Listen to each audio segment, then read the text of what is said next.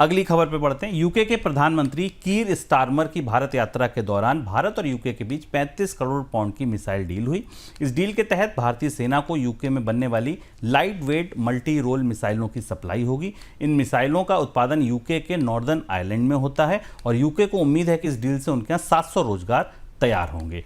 ये defence deal क्या है सर, इसको अगर हम थोड़ा सा विस्तार से समझना चाहें तो। यह भी बड़ा दिलचस्प था। देखिए, कियर स्टेमर आए करीब 120-125 सीईओज के साथ, फिल्म डायरेक्टर्स के साथ बातचीत। यहाँ फिल्म होती रही, दिलवाले दुल्हनिया ले जाएंगे का स्टेज शो वहाँ होगा, नई फिल्में बनेंगी यशराज फिल्म के साथ।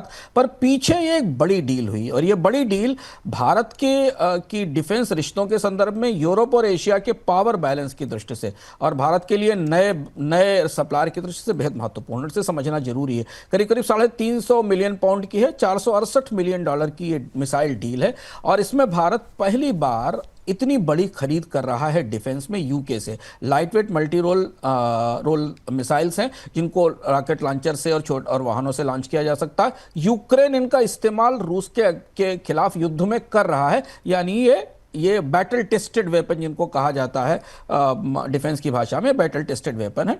यूके में बने हुए हैं, इनको बेलफास्ट में बनाया जाता है नॉर्दर्न आयरलैंड में। इनको पैदल सेना भी चला सकती है, वाहनों से भी, हेलीकॉप्टर से भी है। निचले स्तर पर उड़ने वाले विमान, ड्रोन्स के अगेंस्ट ये असरदार हैं। 6 किलोमीटर तक का रेंज है, करीब करीब 1.5 माच की स्पीड है और सेम यही वेरिएंट जो यूक्रेन को दिया गया है वो भारत को मिलने वाला है। फायदा इसका